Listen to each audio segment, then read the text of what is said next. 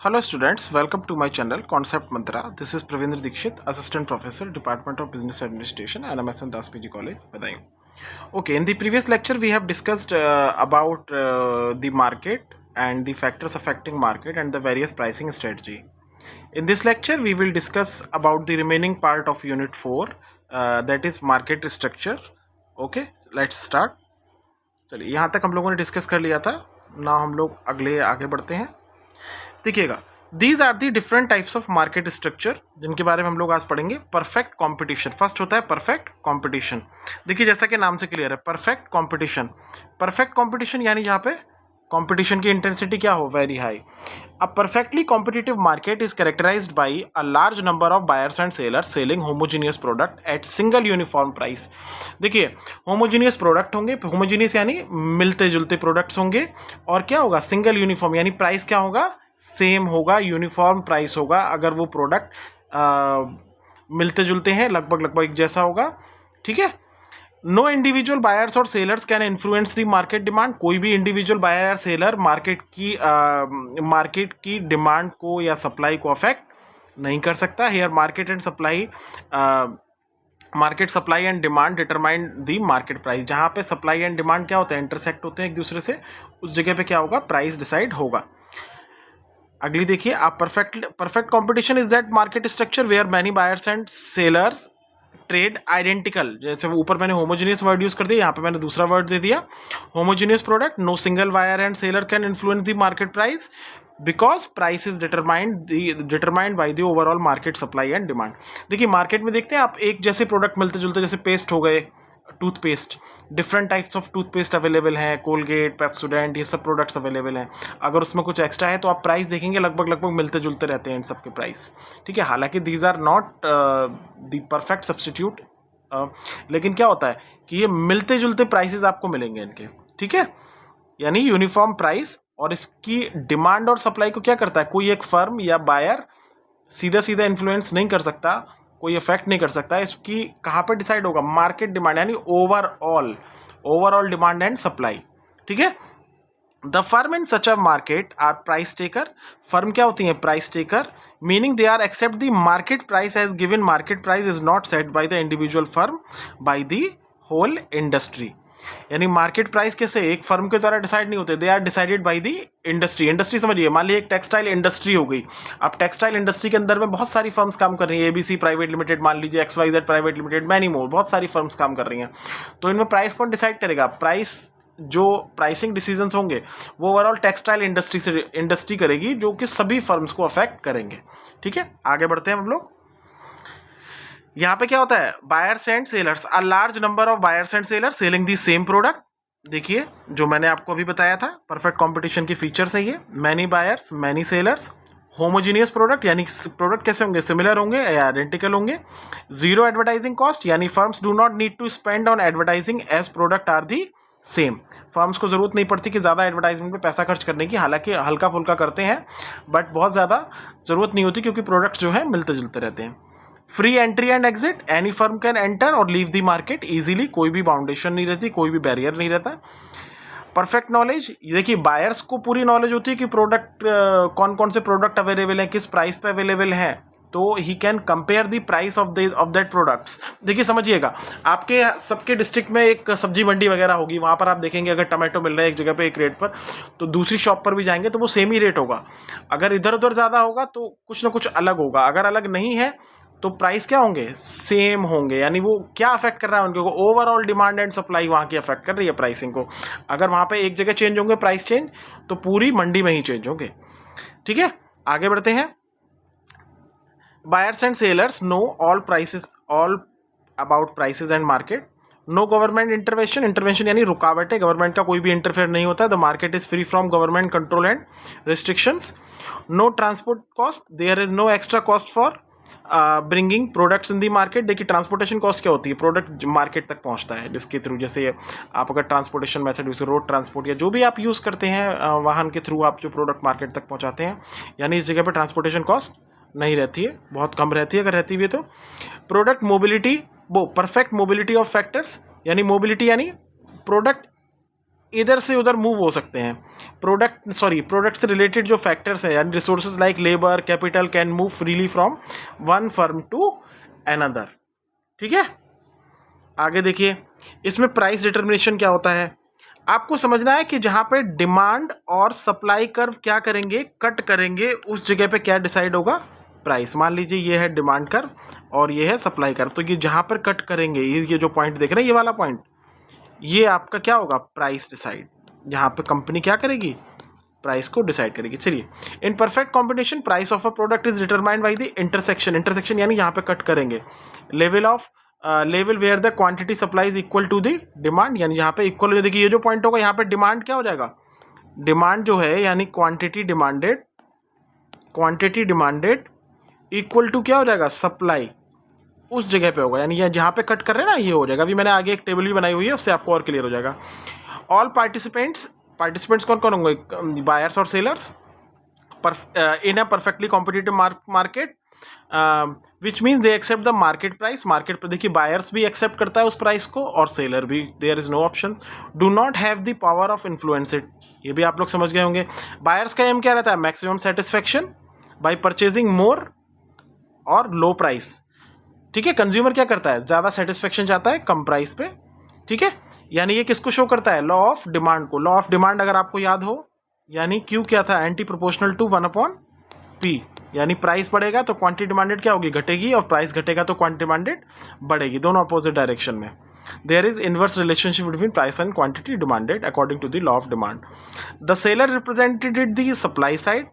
ठीक है, अच्छा, aims to maximise the profit by selling the more goods at higher price. Seller का क्या एम रहेगा कि ज़्यादा से ज़्यादा गुड्स को सेल करे और प्रॉफिट कमाए एट लोअर प्राइस, चाहे उसका प्राइस कम हो। This behaviour is known as law of supply, यानी ये बिहेवियर किसका कहलाता है, लॉ ऑफ सप्लाई का। A certain price buyers want to purchase a specific quantity of goods and services willing to sell. जैसे मैंने आपको बताया, डिमांड क्या होता है, demand basically at which price a buyer is ready to pay and seller is ready to sell। ठीक है, दोनों की म्यूचुअल एग्रीमेंट होना चाहिए कि बायर सेल करने को तैयार हो उस प्राइस पे, और सेलर क्या हो, और बायर खरीदने को तैयार हो और सेलर क्या हो, बेचने को तैयार हो। आगे देखते हैं। अब देखिए इस एग्जांपल से आपको बहुत क्लियर हो जाएगा। Price per unit of commodity, देखिए 50-40 इस तरह से ये प्राइस दे दिए हैं, ये इनकी क्वांटिटी डिमांडेड गिवन है पर वीक, ये सप्लाई गिवन है। अब इसमें आप लोग देख पा रहे होंगे 30 रुपये पे, ये जो 30 वाला है इस पर डिमांड और सप्लाई क्या है, इक्वल हो गई है, यानी डिमांड किसके इक्वल होगी, सप्लाई की। तो this is the point where price आपका लाई करेगा, प्राइस आपका डिसाइड होगा। देखिए आप इसको पूरा देख लेंगे, एक बार पढ़ लेंगे, इसी का एक्सप्लेनेशन मैंने आपको दे दिया है। देखिए ये जो यूनिट, वो जो थर्ड पॉइंट है जो मैंने अलग कलर में लिखा हुआ है, आप इसको ध्यान से देखिएगा। 30 रुपीज़ 300 यूनिट्स इज द, ये क्या कहलाएगा, इक्विलिब्रियम पॉइंट। इक्विलिब्रियम यहाँ पे डिमांड एंड सप्लाई इक्वल हो जाएगी। ठीक है, चलिए इसका कर्व और देख लेते हैं। कर्व थोड़ा सा क्लियर नहीं है, ये आपका डिमांड कर्व है, मैं यहाँ लिख देता हूँ दोबारा से, शायद आपको और थोड़ा क्लियर हो जाए। देखिएगा ये आपका क्या है, डिमांड कर्व, इसको मैं डीसी बोल देता हूं। यहां पर क्या है, ऊपर की तरफ सप्लाई क्या हो रही है, एक्सीड हो रही है किससे, डिमांड से। यहां पे क्या हो रही है, डिमांड एक्सीड हो रही है किससे, सप्लाई से। और ये पॉइंट जो होगा ये कहलाएगा आपका इक्विलिब्रियम, जहां पे आपकी डिमांड और सप्लाई दोनों इक्वल हो रही है, और यहां पर क्या डिसाइड होगा, आपका equilibrium price. I don't know कि ये कैसे ब्लर हो गया, but I think there is some problem in my PC. चलिए कोई बात नहीं, लेकिन आपको क्लियर हो गया होगा। आप इसको देखेंगे, आप पूरा ड्रॉ भी कर सकते हैं, करना चाहें तो प्राइस दिखा देंगे आप, इधर क्वांटिटी सप्लाइड दिखा देंगे। ठीक है, तो हो जाएगा क्वांटिटी सप्लाई और डिमांड आप इसी जगह पे दिखाएंगे, यानी डिमांड और सप्लाई आप इसी पॉइंट पे दिखा लीजिए, यहाँ पे प्राइस दिखा लीजिए। जब आप बनाएंगे ग्राफ तो आपको कुछ ऐसा मिलेगा जहाँ पे ये कट कर रहा होगा, आपको क्लियर हो जाएगा इजीली। ठीक है, देखिए आगे बढ़े, चलिए आगे करते हैं मोनोपॉली। देखिए मोनो मीन्स सिंगल और पॉली माने meaning seller. Mono means single and poly माने सेलर। अब monopoly is a market structure where is only one seller who produces a product which has no close substitute, यानी जो भी product वो seller बना रहा होगा, जो भी प्रोडक्ट सेल कर रहा होगा, उसका कोई क्लोज सब्स्टिट्यूट नहीं होगा। क्लोज यानी मिलते जुलते तो होंगे, बट क्लोज सब्सटीट्यूट नहीं होगा, उसका कुछ ना कुछ चेंज जरूर होगा। A single seller could be an individual owner, ठीक है, अ पार्टनरशिप और अ कंपनी। एक सिंगल सेलर भी हो सकता है, अ पार्टनरशिप भी हो सकता है और कंपनी भी हो सकती है। A sole company in the market called monopolist, वो कंपनी क्या कहलाती है? मोनोपोलिस्ट।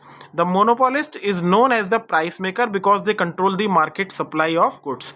मान लीजिए कोई प्रोडक्ट है मार्केट के अंदर, उसका कोई सब्स्टिट्यूट नहीं है मार्केट के अंदर, जैसे देयर आर मैनी प्रोडक्ट्स जिसका कोई सब्स्टिट्यूट नहीं है, तो उसके जो प्राइस हैं आपको वो पे करने पड़ेंगे, आप वो दोगे ही दोगे, ठीक है। तो वो मोनोपोलिस्ट क्या करता है? सप्लाई को कंट्रोल कर लेता है, सप्लाई कम कर देगा उस प्रोडक्ट की, तो आप उसको परचेज करते हैं हायर प्राइस पे भी। अच्छा आगे देखते हैं। हाउ एवर अ मोनोपोलिस्ट, देखिए बहुत इंपॉर्टेंट चीज मैं आपको बताने जा रहा हूं, इस लाइन को ध्यान से पढ़िएगा। A monopolist can not set both the price and amount of good produced at the same time, ये दोनों चीजों को एक साथ वो कंट्रोल नहीं कर सकता। They can fix either the price output but not both together, यानी मोनोपोलिस्ट गुड्स के अमाउंट को जो भी प्रोड्यूस कर रहा है उसको प्लस उसके प्राइस को एक साथ फिक्स नहीं कर सकता। ये डिपेंड करेगा कि मार्केट के अंदर सप्लाई को वो अगर कम कर ले। देखिए मान लीजिए मैंने आपसे बात करा गोल्ड, गोल्ड अभी क्या है, गोल्ड बहुत कम पाया जाता है, डिमांड बहुत ज़्यादा है उसकी, तो आप क्या करते हैं, आप उसके प्राइस अगर बढ़ते हैं तब भी आप पे करते हैं उसको, ठीक है। लेकिन अगर गोल्ड अगर ऐसे ही मिलने लगे सब जगह पे, तो क्या उसके प्राइस उतने रह जाएंगे? नहीं रह जाएंगे ना, प्राइस उसके ऑटोमेटिकली कम हो जाएंगे, ठीक है। हालांकि ये इसका एग्जाम्पल नहीं है, लेकिन मैंने आपको एक समझाने के लिए बता दिया है। In monopoly the firm chooses the price और output level that will go to highest possible profit, यानी वो प्राइस वो लोग सेलेक्ट करते हैं जिस पर उनको ज़्यादा से ज़्यादा प्रॉफिट हो रहा हो, ठीक है। मोनोपोली समझ में आ गया होगा। Single seller of unique commodity, commodity कैसी होगी? यूनिक, मार्केट में कोई उसका क्लोज सब्स्टिट्यूट नहीं होगा। आगे बढ़ते हैं, इसके फीचर्स क्या होते हैं यानी characteristics. There is only one seller who completely controls the supply of the product. The product offer has no cross substitute, देखिए डेफिनेशन से लेके आया हूँ। Firm can not freely enter due to the restriction, ये देखिए perfect competition में कोई भी फर्म एंटर हो सकती थी, बट इसमें क्या होता है, देयर आर सम रेस्ट्रिक्शंस, चाहे वो गवर्नमेंट रिस्ट्रिक्शंस हो या इंडस्ट्री रिस्ट्रिक्शंस हो, वो सब होंगे ही होंगे। तो आप क्या करेंगे, वो उसको फॉलो करेंगे, तो रिस्ट्रिक्शंस हैं इसमें। देयर इज नो कंपटीशन, भैया आपके प्रोडक्ट का कोई सब्स्टिट्यूट है ही नहीं, तो क्या होगा, प्रोडक्ट आपका यूनिक रहेगा, प्रोडक्ट आपका मार्केट के अंदर चलेगा। देखिए ताजमहल हो गया टी, हाई प्राइस आप उसके लिए देते हैं, एक यूनिक पोजीशन अपनी मार्केट में बनाए हुए हैं, समझ में आ रहा है। चलिए, single seller monopolist set the price acting the market price maker. One firm represent the entire industry, कोई भी फर्म किसी इंडस्ट्री को रिप्रेजेंट कर सकती है। देयर इज नो डिस्टिंक्शन, यानी फर्म और इंडस्ट्री क्या होती है, एक ही होती है इस वाले केस में, ठीक है। The monopolist face downward demand कर, meaning more can be sold at lower price and less at higher price. For a monopoly, understanding demand elasticity is very important. आगे बढ़ते हैं। प्राइसिंग अंडर मोनोपोली, देखिए pricing under monopoly में आप ये सारी चीजें पढ़ सकते हैं, ये आप देखेंगे कि प्राइस कहाँ पे डिसाइड हो रहा है, कैसे हो रहा है। मैं आपको सिर्फ एक लाइन जो मैंने ये हाईलाइट करी हुई है, आप सिर्फ इस कंडीशन को अगर आप याद कर लेते हैं, यानी मार्जिनल रेवेन्यू किसके इक्वल होगा, मार्जिनल कॉस्ट के, यानी MR is equal to MC, उस जगह पे क्या होगा, आपका प्राइस डिसाइड होगा, किसमें, मोनोपोली मार्केट कंडीशन के अंदर।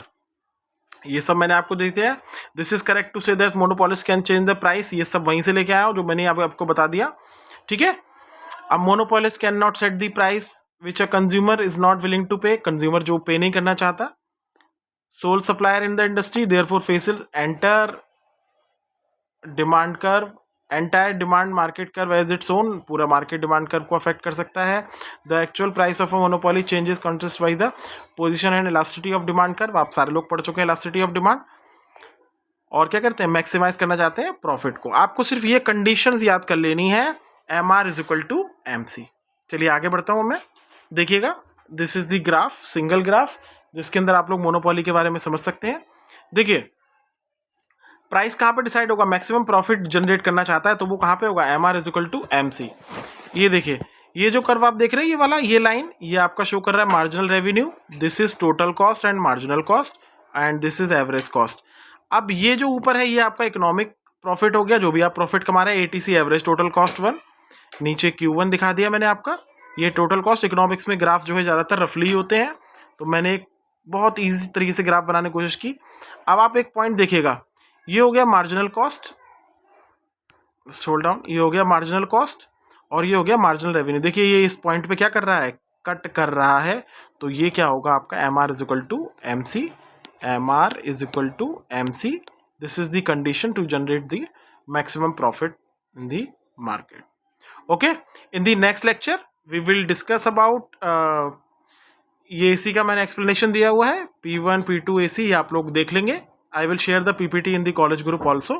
If you want the PPT then you can message me. Anyone from any college, any students can learn, no problem with that. If you have any doubt then you can comment. Okay, I will try to resolve your queries. Okay, मिलते हैं अगले lecture में। अगले में हम लोग discuss करेंगे monopolistic and oligopoly market structure. Till now thank you so much. Please आप उसको देखें, एक बार स्टडी करें।